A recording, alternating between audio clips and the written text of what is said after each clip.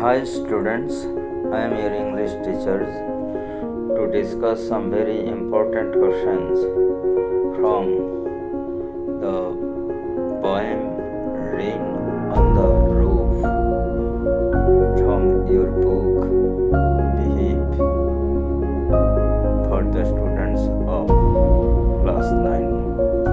Let me start without wasting any time. Question number 1. Who is listening to the rain? Here the answers will be the poet Curtis Kenny is listening the rain. Next question is, whom does the sound of the rain remind the poet?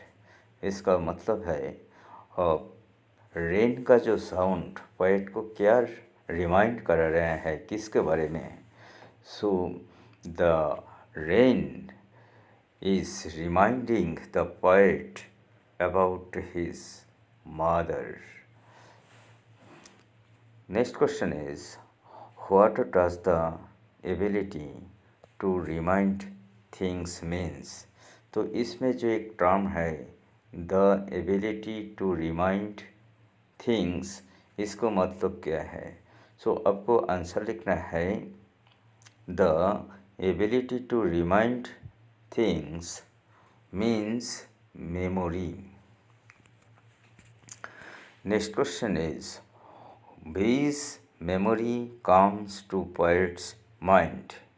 जो कवि का mind में कौन सा memory आ रहे हैं? So the memory of his mother is coming to poet's mind. Next question is, whom does the poet refer by the darling dreamers?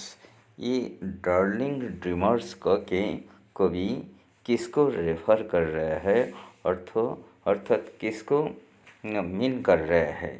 So the poet by the darling dreamers refer to those who remember their mothers. जो mothers को remember कर रहे हैं वो लोगों को, वो children को मीन कर रहे हैं. Question number 6, right the meaning of singling used in this poem. तो सिंगलिंग मतलब क्या होता है? जो वुड से बना हुआ जो ट्रेलिस होता है, जो रूफ बनाने के काम में लगते हैं. So your answers will be singles means rectangular wooden trellis. The next question is, what does create immense pleasure in poet's heart. इसका मतलब है कवि का हार्ट में, दिल में कौन सा चीज़ बहुत इमेंस प्लेजर पैदा कर रहे हैं. तो इसमें the falling rain, this is the main answer. So you should write the falling rains create immense pleasures in poet's heart. Next question is, what is recollected by the poet. इसमें poet हो क्या recollect कर रहे हैं, क्या remind कर रहे हैं, कौन सा मेमोरी, ये आपको लिखते हैं. So the poet is recollecting old thought and memories. उसको जो बीते हुए मेमोरीज, थॉट वो अभी वो रिमाइंड कर रहे हैं. In question number 9, what is the meaning of memories. तो इसमें आपको मेमोरीज का सिंपली मीनिंग लिखना है. The answer is recollection. So you will write recollection is the meaning of memories. Now next question, what does the poet mean by humid.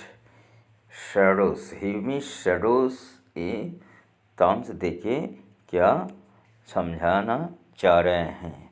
So the poet here's want to meant by the terms humid shadows, dark cloud, dark अर्थात dark बादल जो होता है आसमान में, उसको mean कर रहा है ये ह्यूमिड शेडोज देके।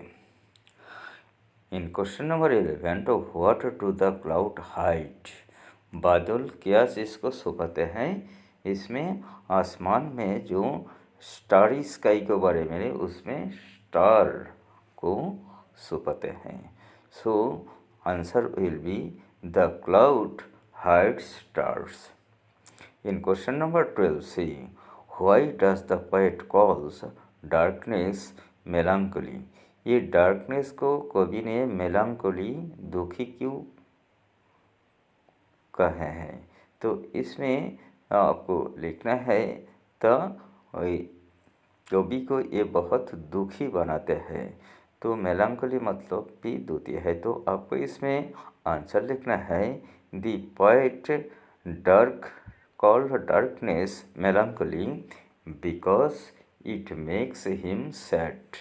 सो because it makes him sad is the root answers. You should write the full sentence when you will attempt in your answer to the exam hall. Next question is, what does the poet do when it rains?